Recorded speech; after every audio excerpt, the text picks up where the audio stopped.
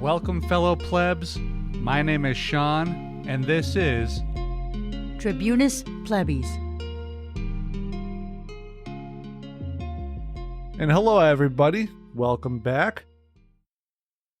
I know that there's been a bit of a delay, and I apologize for that. I ran into ongoing computer problems that delayed everything for a long time, even going back a couple of episodes. And these problems have now been solved in one fell swoop from my great friend who gave me his old gaming rig, and I couldn't be more thrilled or honored for this gift. So thank you to my brother Gary for being so generous. So for this episode, I'm going to cover a few stories and sort of clear, I guess, my backlog, my calendar, of items from the past month or so to get caught up and to clear the road for upcoming episodes. So for everybody out there, especially new people, please don't forget to take literally 1 second to subscribe and like our show wherever you are listening. It really does help a tremendous amount, and it costs you absolutely nothing. So let's start with some bad news and how the affected workers plan to respond going forward. Workers at the Mercedes plant in Vance, Alabama voted pretty resoundingly. I believe it was 56% voted no. They voted to reject the organizing efforts of the UAW. The United Auto Workers Union was coming off a series of impressive victories where they negotiated contracts with all of the big three Detroit-based automakers, and they had recently added a Chattanooga, Tennessee plant to their roster as a VW plant, as they made their, anticipated and stated goals and moves to, attack the American South, to move into the American South. And this is an area that has long been resistant to organized labor and unions broadly. But they were going into Alabama, which actually has a really good labor history if you really look into it. Now, the union seems to have accepted the loss, with UAW President Shawn Fain referring to it as a setback, but not a momentum killer. There were some issues here with some illegalities alleged against Mercedes. But set against this campaign were the staunchly anti-union Mercedes group, multiple high-ranking elected officials both in the state and across the country, including the Governor Kay Ivey, who, along with 5 other Southern governors, signed a letter urging workers to reject the union. Ivey also delivered several fiery speeches against organized labor before, slightly pulling back on the rhetoric while also, ratcheting up political pressure. Mercedes also pulled one of the oldest union-busting tricks in the book by tacitly acknowledging the piss-poor working conditions in their factories, which they forced their workers to toil under. When they hired a new president, they fired the old president, the old CEO, and they hired a new one, a new president of its U.S. business branch, and told workers that this new guy would improve the working conditions that the old guy let get so bad. And sadly, many Mercedes workers believed them. There were also, like I said, accusations of straight-up illegal activities leveled by the UAW against Mercedes, but we will talk a little bit more about that in a few minutes here. One Mercedes employee who was against the union broke down in tears when the vote totals were released and said that she was worried that a union win would, quote-unquote, stifle her voice. This is the same voice that Mercedes leadership literally doesn't care about because she is just one person. They literally do not care what she says. They did not invest millions of dollars in ad campaigns, spend millions to hire consultants whose only job it is to bust unions, or hundreds of thousands to pay governors to sign that letter that they sent, because this woman is better off going it alone against the giant multinational billion-dollar corporation. Multi-billion-dollar corporation. The billion-dollar multinational corporation, they paid all of that money, hired all of those consultant goons, and they paid off politicians to make sure that she remained alone with a voice that nobody had to listen to. That's why they did all of that. And she was so happy to have been ignored, to be ignored now, and to remain ignored by the multi-billion-dollar multinational corporation that she sobbed happily upon hearing the news. That is unreal. And, I guess it might sound kind of harsh coming down on one person, but this is, I guess in the broader context, this is just a very potent example of what all of this money that they spend results in. People who genuinely believe that the CEOs of these multi-billion-dollar multinational gigantic corporations actually care what the person who installs the seats in these cars cares, and they do not. So like I said, Sean Fain, the president of the UAW, he seemed to remain pretty positive, with his comments that came out afterwards and about future moves on Toyota and Tesla, amongst other automakers, especially throughout the South.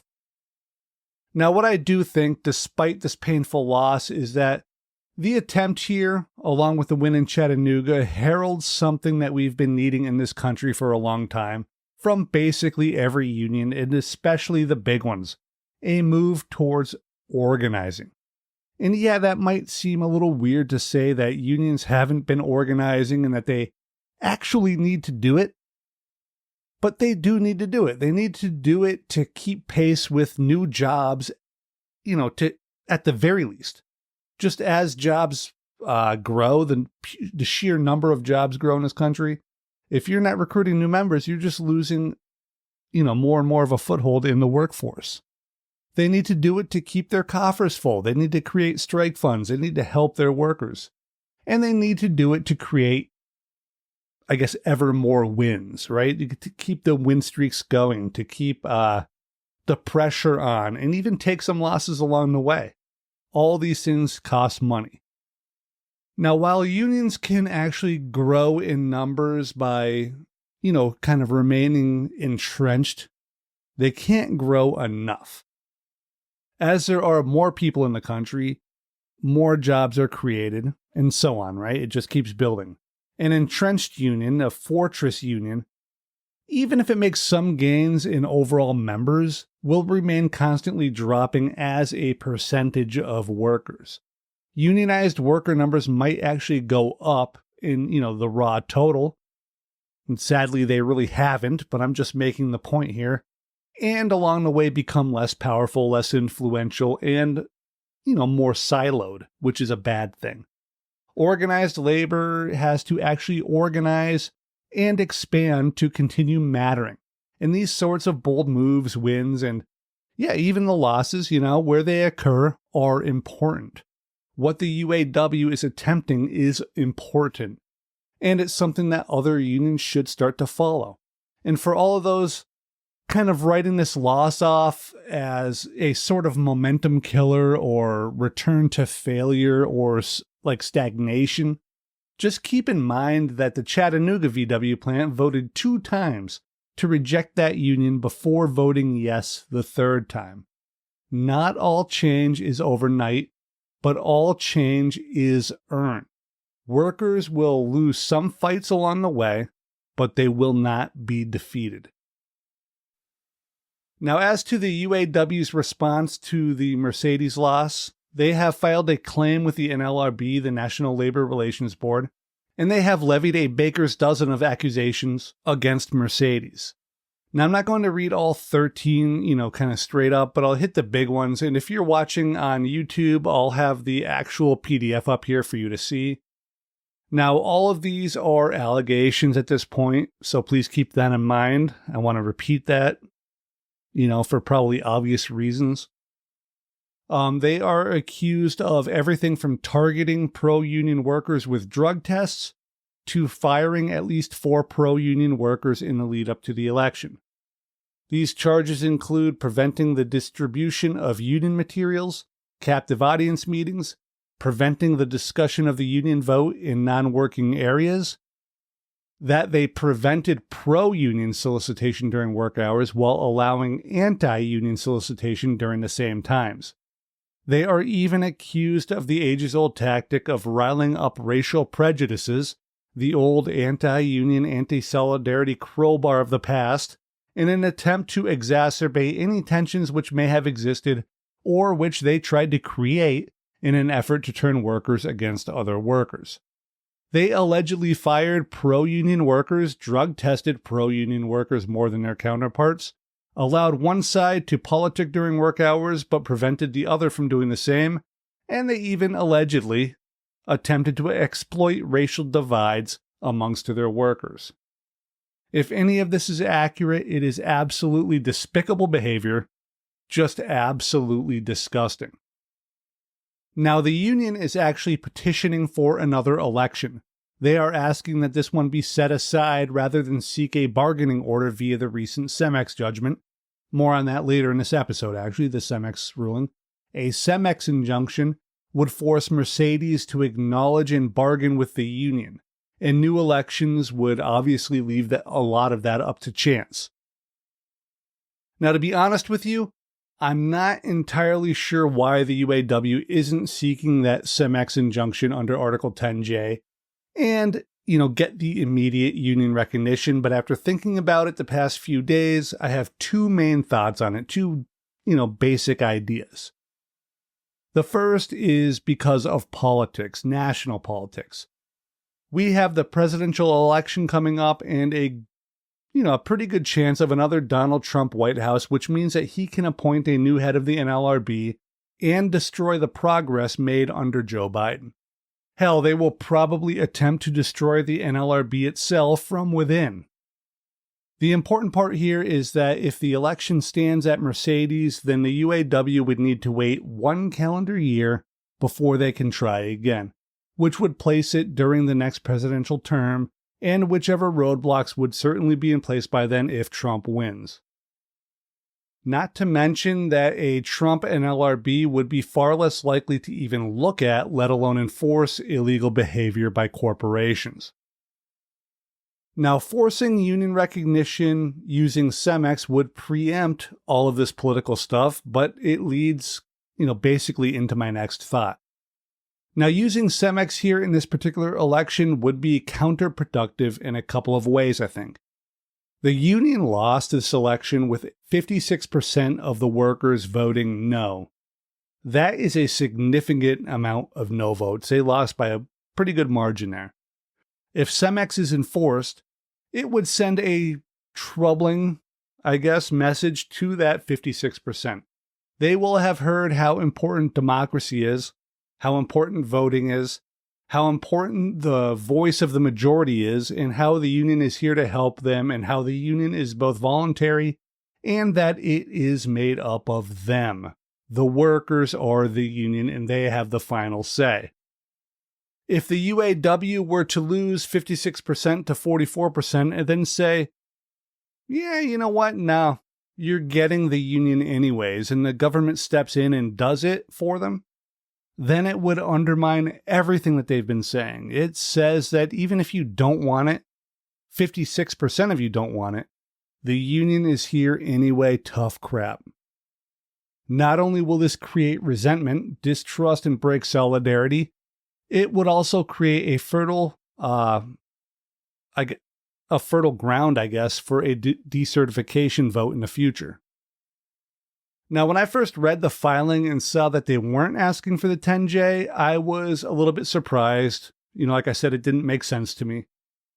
But after thinking about it, and actually after reading about the INSA story, which I'll cover in a bit, these are the two answers I came up with, and I think the latter one is probably the most likely. Now, one of the ways it seems like it could be a bad idea, possibly, and again, I'm not a labor lawyer, I don't work for a union, but I think that it could be that it could set a precedent that sometimes, if an employer breaks a law, that they'll get a new election, and sometimes they will face the 10J rule.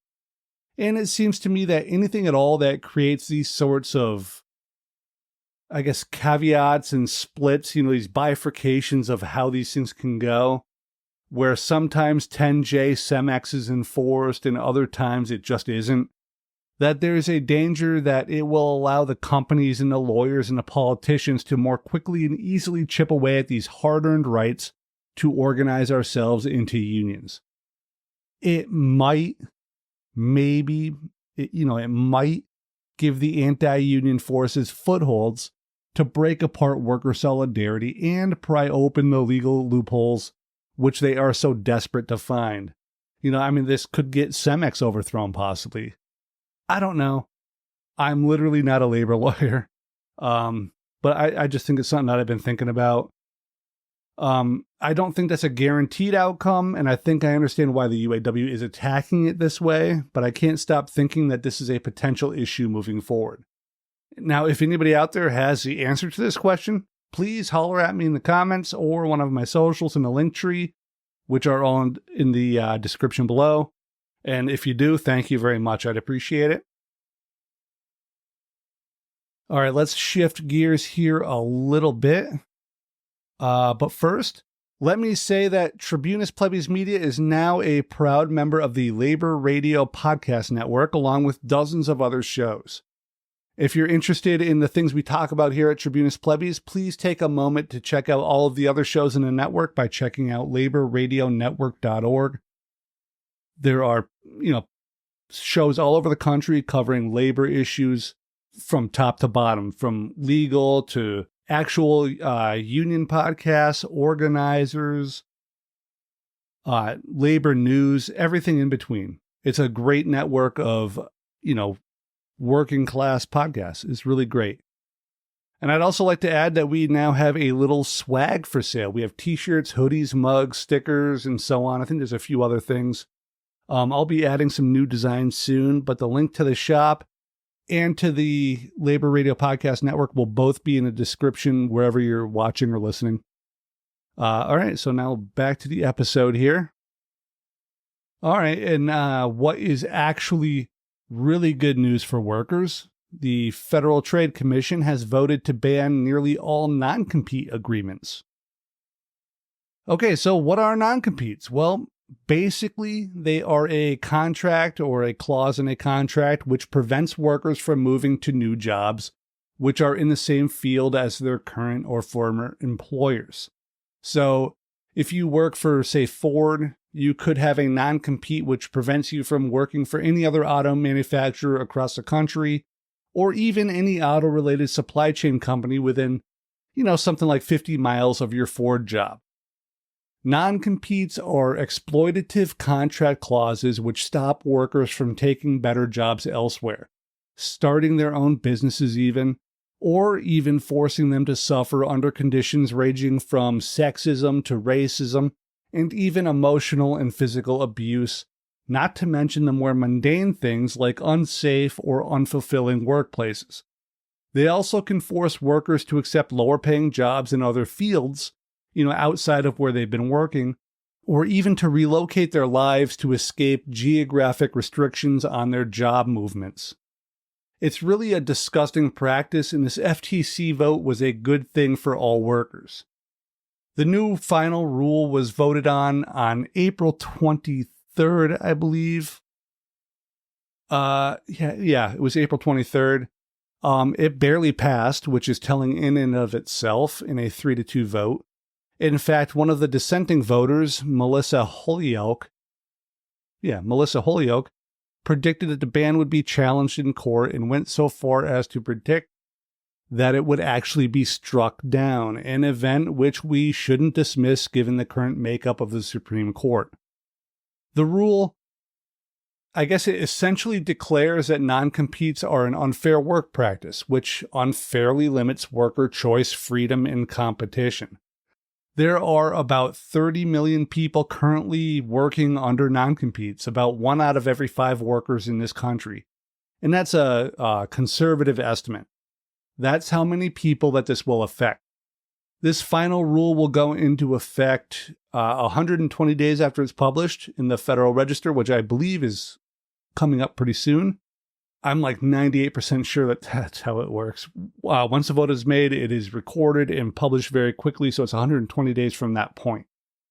However, a court challenge will most likely extend the timeline if and when it is filed, if it already hasn't been. And so here's a quick bullet point, I guess, of what the rule says. First, all new non-competes are banned once the rule takes effect. You just can't make any more new ones.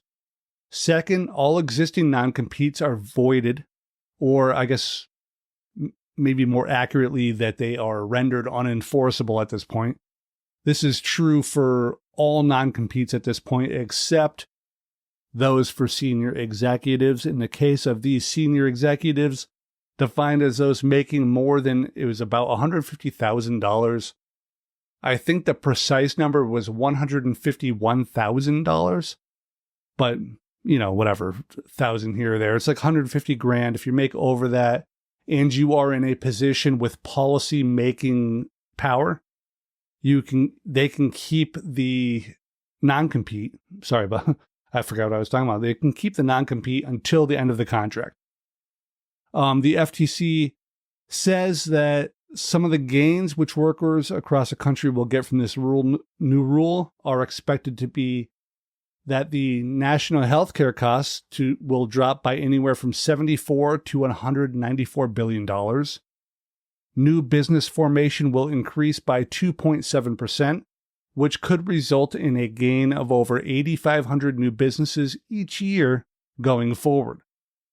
They also predict that we could see an average of somewhere between 20,000 new patents each year over the next decade, an increase around 20% over those 10 years. They also predict that the average worker's income will rise by $524 per year. These are all good things. In the very best circumstances, the time where reasonable people can maybe be convinced that these sorts of agreements make any sense at all, you can imagine a person who works in research, say, or they work in R&D for a pharmaceutical company. And maybe they're like the lead scientist working on a cure for cancer or, some other potentially highly profitable drug.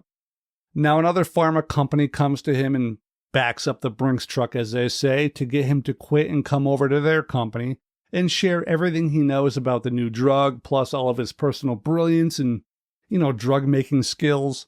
And they get at that second company to speed up and maybe even beat the first one to market. That's what these things are trying to prevent, at least theoretically. And I think that if that person in that very particular situation had a non-compete, then they couldn't do that, right? It protects the company according to the supporters of non-compete agreements. Now, I think that we can all apply this to, 100 different situations: software, gaming, new engine technology in cars, or battery tech for electric cars, and whatever else you can think of, new formulations of body lotions or microchip technology or whatever else. But more generally, these sorts of agreements are used to hamstring workers by preventing them from seeking jobs, and this is often even very low-level employees who are not taking secrets anywhere.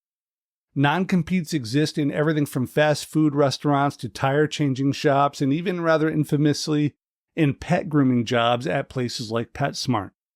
Yes, if you worked for PetSmart as a dog groomer, you would be unable to leave work at another pet shop, or even open up your own dog grooming business without paying PetSmart $50,000 for, quote-unquote, training you.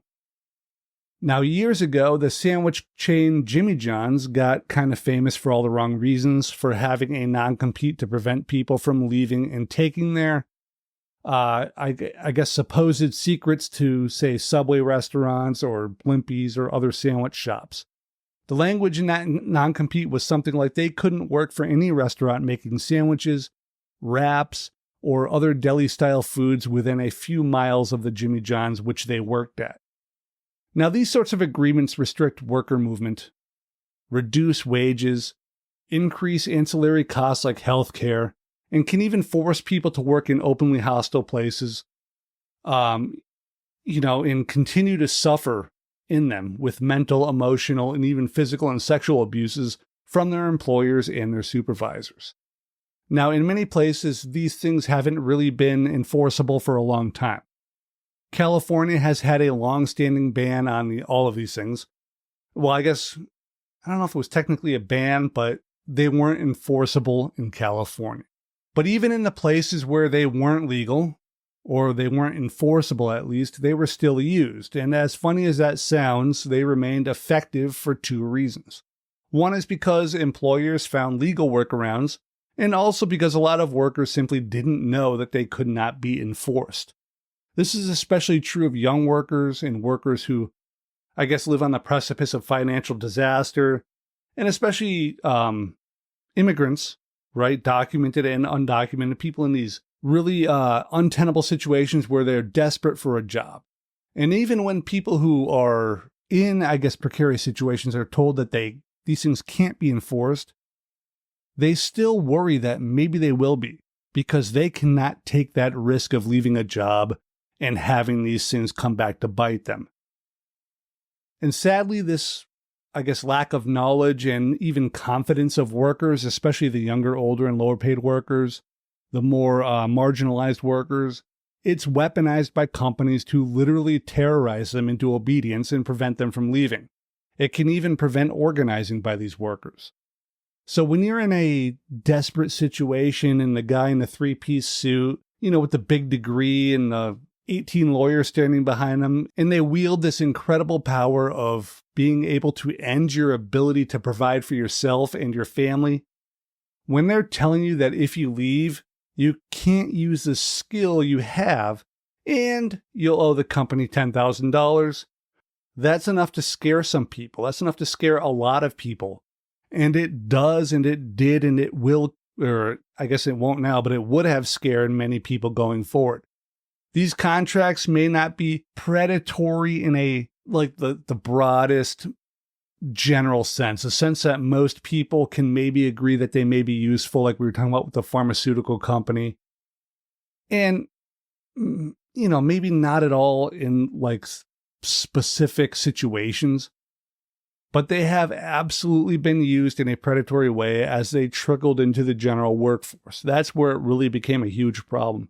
It wasn't such a huge problem when it was CEOs. Like, hey, the CEO of Coke, it's in your contract that you can't go work for Pepsi or RC or some other soda company, right? Can't go work for, I don't even know any other independent soda places. But in a way, we can, I guess, talk about how maybe that can make sense. But now it's like the janitors. Like if you're a janitor in a Coca-Cola plant, you can't go work for Pepsi because Coca-Cola taught you how to sweep. It's nonsense. And so today, like I said, it's about 20% of all workers are working under these non-competes. The companies which use these non-competes and use them broadly and without restraint tell us that they must use them to protect trade secrets. Secrets like how to pile deli meats onto sliced bread. Seriously, though, that's literally the argument. And the argument is a bold-faced lie and so stupid on its face that it's hard to believe that anybody could take this seriously. Deli workers aren't sharing trade secrets. They're just trying to make 50 cents more an hour down the street. The reality is that there really are no secrets to share when you're stacking meat onto grinder rolls, right? And even in the pharma or the tech realm, most employees aren't even sharing trade secrets like the businesses would want you to believe. And even if they were, these sorts of things can be covered with other forms of legal contracts like non-disclosure agreements or the always heavy-handed intellectual property laws that we have in this country. Non-competes themselves are mainly used to artificially lower wages and benefits, keep employees shackled to an employer, not to increase innovation or protect secrets. Even the very conservative outlet, The Economist, agrees with this. Quote, fans of non-compete clauses argue that scrapping them by decree will invite the state into the realm of private contracts, a symptom of regulatory excess. They have a point, but the FTC's case is stronger. End quote. Thank God the FTC saw the light on this issue. So in summary, non-competes restrict worker movement, reduce wages, reduce benefits, introduce unnecessary costs into industries, reduce innovation, and take away choice and freedom from workers. And before we move on, I do want to argue one more thing here. The FTC and a lot of the talking heads out there are framing this as a competition thing primarily. And there is some truth to the benefit of that for workers. Personally, I believe that this is less of a great thing than some others, but let's move along and say that, we also need to focus on other things like labor law, collective bargaining, and even systemic, macroeconomic change. Let's talk about real freedom, real choice, real democracy, and real change, systemic change. Really, the primary reason why non-competes are so bad is right in the name of the clauses themselves. They are non-competes. Okay, so let's move on to I guess it's a bit of a local situation up here in Massachusetts, where I was born, raised, and lived and worked my entire life. I'm sitting in the state right now recording this. The workers at an INSA store, INSA, it is a weed dispensary chain out here in glorious Massachusetts. They are being represented by the United Food and Commercial Workers International Union. They signed cards with the union and demanded representation.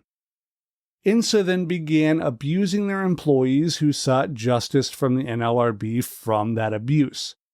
The UFCWIU filed a suit against INSA, and the district court sided with the union and the workers and ordered a preliminary injunction citing the landmark CEMEX construction decision as the basis for their ruling. Now, CEMEX, which we covered maybe, about 10 episodes back now, basically says that if a company commits unfair labor practices, which would force the setting aside or delay of a union election, then the union would automatically be recognized as soon as guilt is established.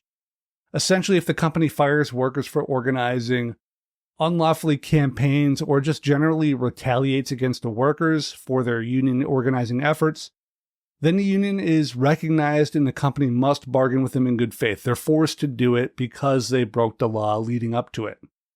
And again, we have our CEMEX episode that goes into more details here. Please go listen to that if you want a better explanation.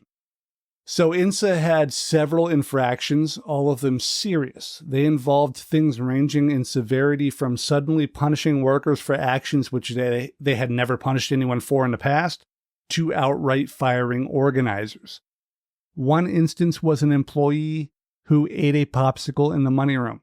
Eating was nominally prohibited in that room for years. It was on paper that it was against the rules. But it was routinely done by everybody from the manager on down, and nobody in the history of the company had ever been punished for it. In other words, this rule on paper had never been enforced for the existence of the store. This was all verified by security footage. Suddenly, however, union organizers were being punished for breaking rules like this. And we can also see some of the similarities here between what INSA did and what Mercedes allegedly did from, earlier in the episode. So keep an eye out for this sort of stuff, because these are the company's cheat codes to break worker solidarity and wills when they decide to organize. INSA actually went even further, and they went back in time and retroactively punished people for being late, something which they had never or rarely done at the time of the infractions. So these people had come in, a few minutes late occasionally. Nobody had punished them. Nobody said anything. And then once they started organizing, INSA went into the computers, went back, found every late time that they could, and started punishing workers for them. In fact, INSA actually demanded that the manager go back and find any attendance issues at all and punish them immediately, which obviously amounts to very clear retaliation.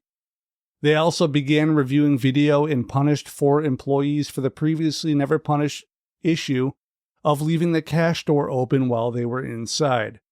2 workers were fired once INSA began these punitive attacks on the workers, both for past offenses and suddenly enforced rules. Managers also began demanding that employees cease union talk while on the clock but facing downtime, though they could talk about a myriad of other non-work related issues with no problems. Again, this is a violation of labor law. Basically, the company began retaliating in a punitive manner against workers who were organizing for union representation. They began breaking the law in regards to the rights of the employees to organize, and they fired 2 people for daring to oppose the established order. Thankfully, the district judge could see through this. Truth be told, it couldn't have been hard because, there were so many emails between the bosses talking about who the primary agitators were and whether to and how hard to punish them for this ultimate transgression in their eyes of standing up to the bosses. Now, INSA is local to me. In fact, it's where people I know have procured much of their marijuana supplies over the past few years since the local branch opened. It's literally like I guess maybe like an 8-minute drive from my house.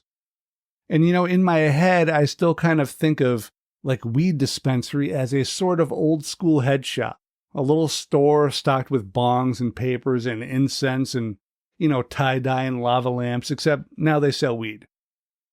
But they really aren't that, right? INSA isn't that. INSA is closer to an Apple store than an old school head shop, right? You walk in, you order items that you can't touch through tablets mounted on posts. The product comes through the wall on a tray, and it's packed in a fancy gift bag style bag, or you order online and pick it up. Colored polo shirts and shiny name tags have replaced tie-dye shirts and hey man, if you need anything, ask for Rat Man or just shout, right? I mean, hey man, this is a great body high. That's been replaced with clean-cut dudes talking about terpenes and whatnot. It's not even like neo-hippie chic facades. It's just corporate goons all the way down and workers struggling to make ends meet at the bottom.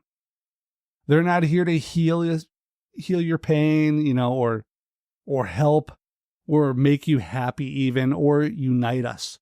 They're not trying to change the world or build a commune or share ownership or a co-op. They aren't even about legalize it, man. Not anymore. They just want to wring as much profit out of their piano workers as they possibly can. And now, thankfully, some workers stood up, banded together, and said enough's enough. The company fought back, and they did some harm. But now the courts are recognizing that harm, rectifying it, and forcing recognition of the union. All punishments relating to unionizing efforts have been ordered rescinded. The 2 fired employees were offered their jobs back, but both declined in favor of front pay for the time that they were unable to, or not even unable to work. I guess the time that they were fired, right? That they were prevented from working is a better way of saying it. And most importantly, we saw our first ever use of an injunction under Article 10J, forcing a company to recognize and negotiate with a union due to their own illegal anti-union activities.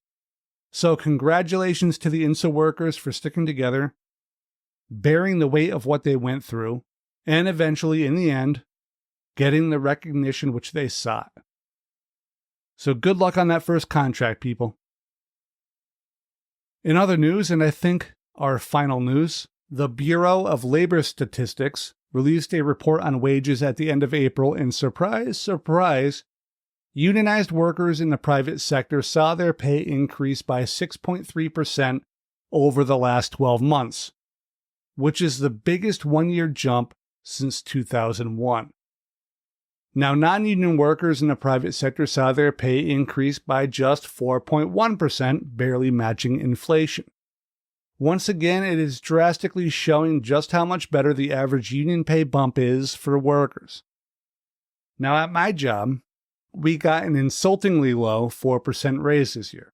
And when I saw this story, it made me want to, kind of relay my little anecdote from our raise announcement back in early February, I believe it was.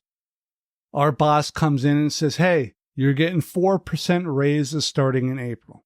Now, I was kind of upset, to be honest. The company is making tons of money.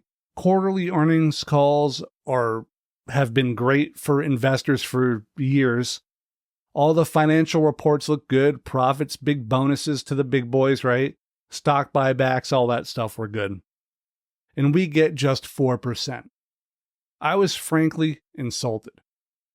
In the meeting, I said, that's pretty goddamn insulting. We should get at least 6% and probably even 10%. And my coworkers sitting in the meeting with me, several of them scoff and take up for the bosses. One says, 4% isn't the best, but it's better than nothing. Another one told me, if they could have given us more, they would have. It's the economy. So better than nothing, and they would have if they could have. So, listen, I'm sorry, but it's just depressing. It hurts so much to see people accept this nonsense when we could all do so much better if we just got together. And we tried. We failed to organize a little ways back, and hopefully we're going to get back on track. But if we had just at that moment done, I guess, a very small thing and just agreed that we should get a higher raise, right? Just if one person's like, no, that raise kind of sucks, we need more. Just be like, yeah, you're right. We do need more. Why just roll over and show your bellies? I look at it like this. When my boss's boss, the regional guy, the regional president, whatever his title is, when he asks how the raise announcements went, my boss told him probably something like, everybody seemed happy except one guy, but he's never happy, so they took it well, and I don't really care about that one single guy, right? I'm like that one lady at Mercedes, right? Nobody cares about that one voice. And what I want that regional guy to hear, as an answer from my direct boss to the question about how the raise announcement went is something more like, well, I went in there and I told them 4% raise, and there was a near unanimous denunciation of the company. They denounced the ownership and all the bosses from top to bottom. They all stood up and started flipping tables and calling me a sellout and cursing my family name.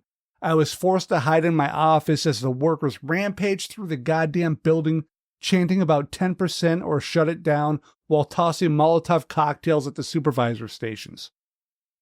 That's what I want them to hear when they ask how the shitty raise announcement went.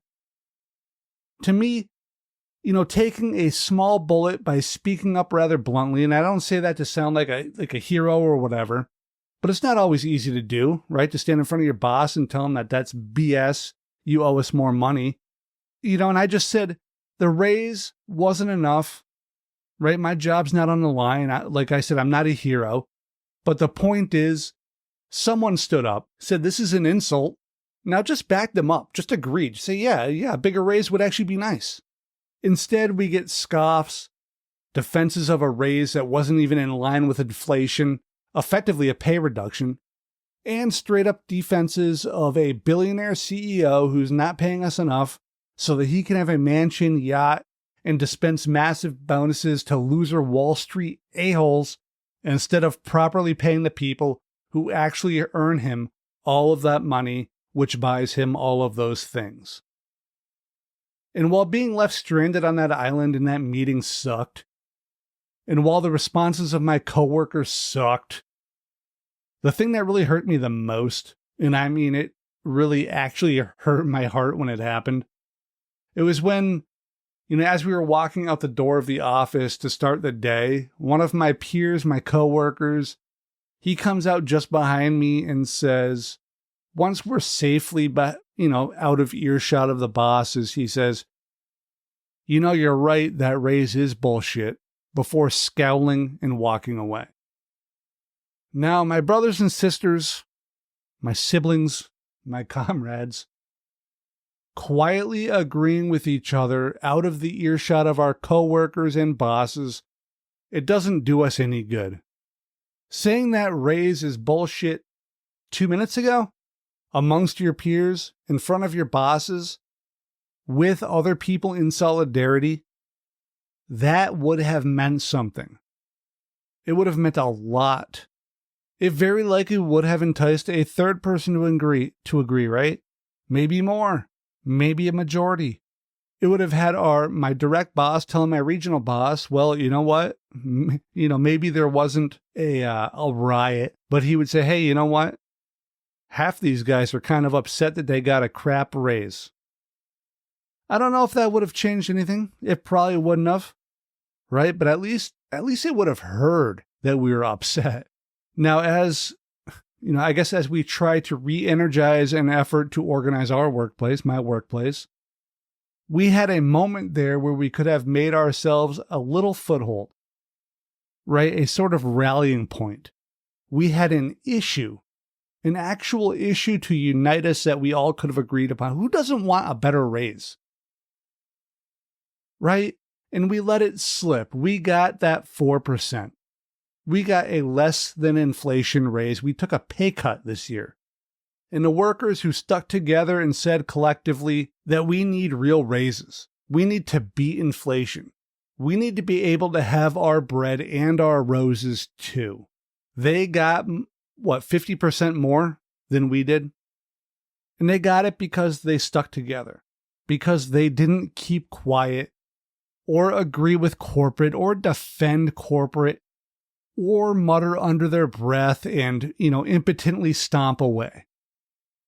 No, they said that the proposed raise is nonsense. And they didn't say it individually or say it quietly. They said it together. And they said it with their chests. And that, my friends, is the end of the episode. Please visit the LinkTree. Look at the links in there. Please, if you're still here, please subscribe, comment, like, all that kind of stuff. Share it. If you liked what we're talking about, share it. I think that's it. I think I'm actually in a place where I'll be able to get more episodes out. I'll have a better schedule too. So if you enjoy what you're hearing, hopefully there'll be more of it. So like I said, please subscribe. And that's it. Thank you, everybody. I love you all. Peace.